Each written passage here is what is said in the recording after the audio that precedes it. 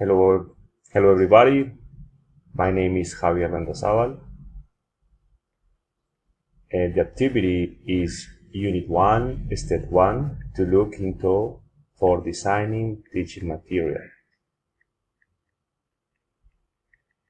This is for the course Materials Design for Face-to-Face Environment.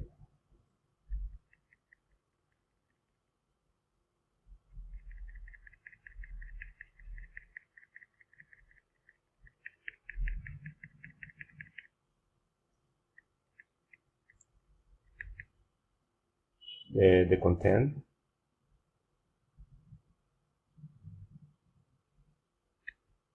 questioning, directioning questions, and reference.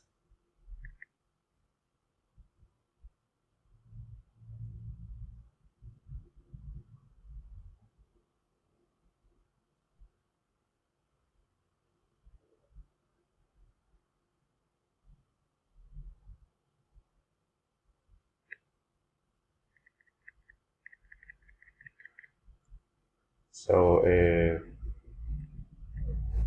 the first question is, what should English language teaching ELT materials have? These materials should help the students to reinforce the understanding of the language. Besides this, I would like to add, these materials should follow theories of language acquisition and development,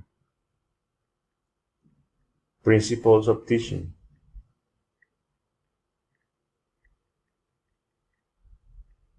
knowledge of how the target language is actually used,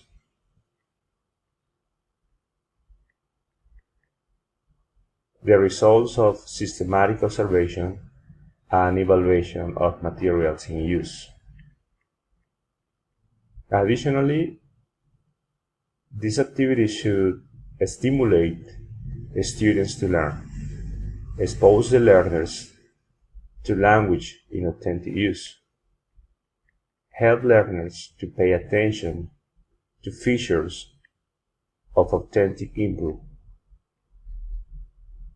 provide the learners with opportunities to use the target language to achieve communicative purposes, provide opportunities for outcome feedback, achieve impact in the sense that they arouse and sustain the learner's curiosity and attention.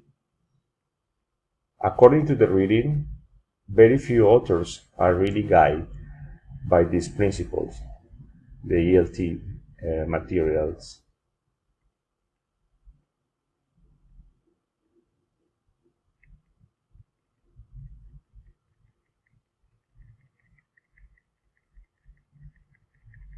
Now let's continue with this question number 2.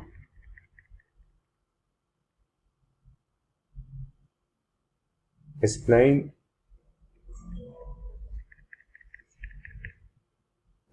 the main on the following question.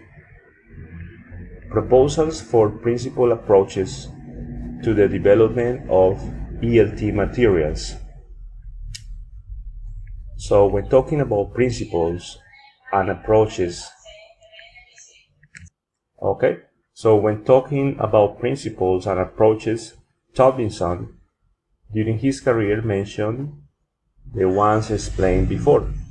Additionally, he mentioned 6 principles of language acquisition. So those principles are: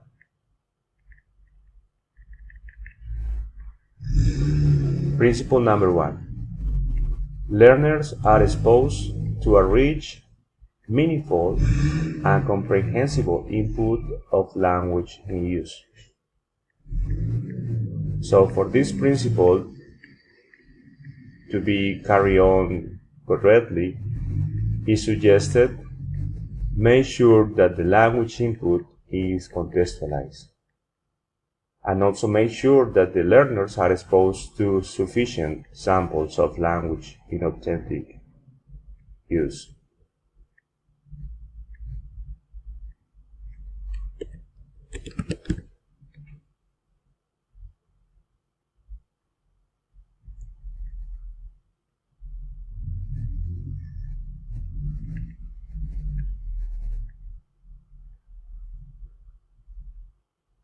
And so activities that we can perform to achieve this objective, tax-free activities.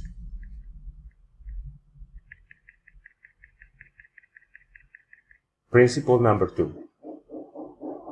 In order for the learners to maximize their exposure to language in use, they need to be engaged both effectively and cognitively in the language experience.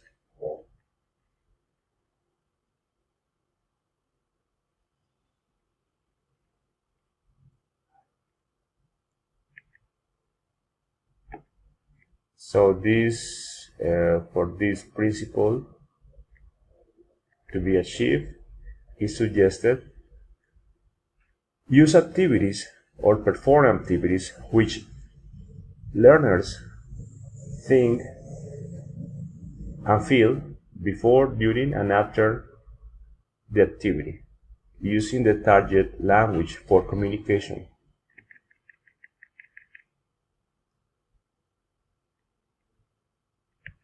When we can perform these activities, or what kind of activities,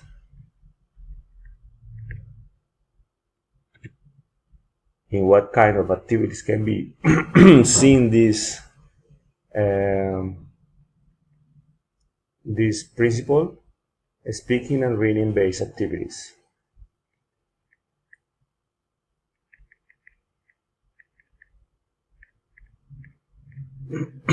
Principle number 3.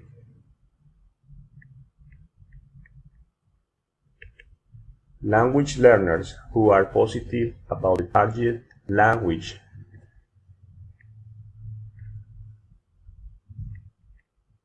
are much more likely to achieve communicative competence than those who do not. So for this principle to be carried on, he suggested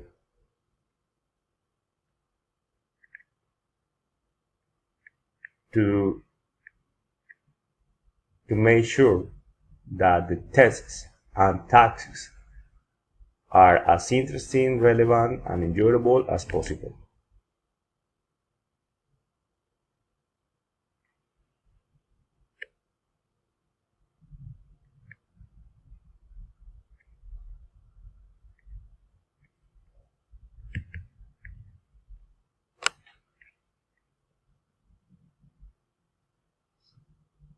So this principle can be used in reading-based activities.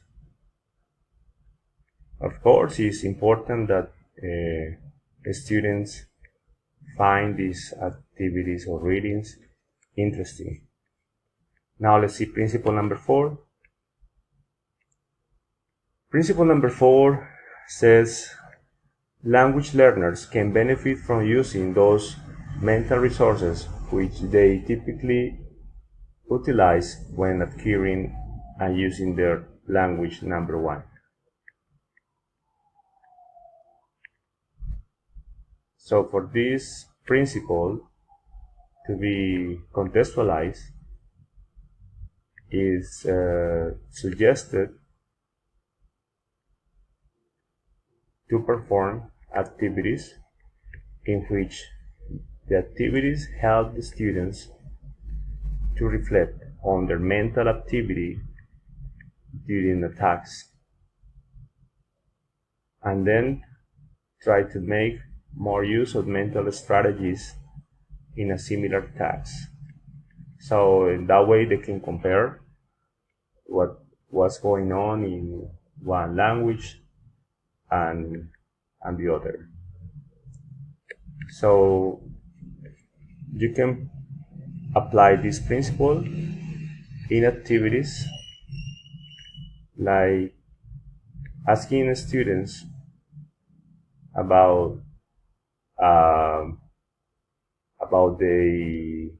their days or what they have done during the day. For example, asking the students what they have done during the day can be a good way. Or asking the students to talk about her day. Now let's see principle number 5. Principle number 5 says language learners can benefit noticing salient features of input.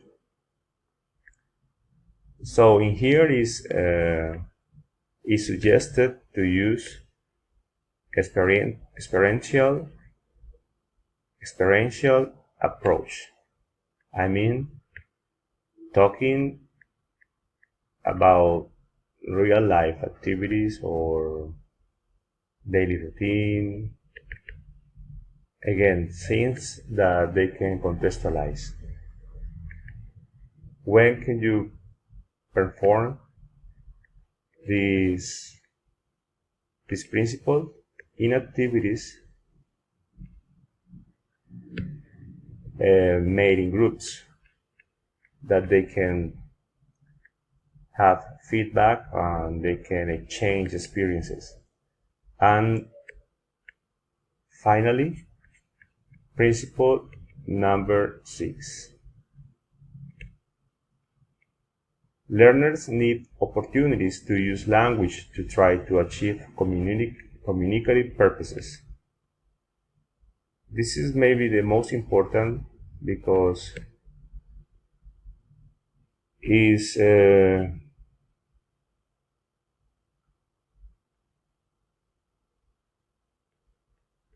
provide many opportunities for the learners to produce language. So it's like made them to believe that they are speaking English. Or this one. So this one could be very good, and also this one.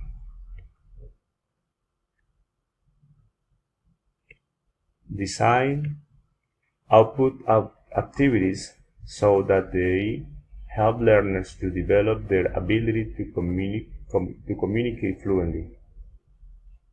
So when can we perform this principle? In written-based activities. But additionally, I think is also a matter of speaking a lot. That's what the reading says, written-based activities. But I think it would be great to, besides the written-based activity, they can exchange and speak about the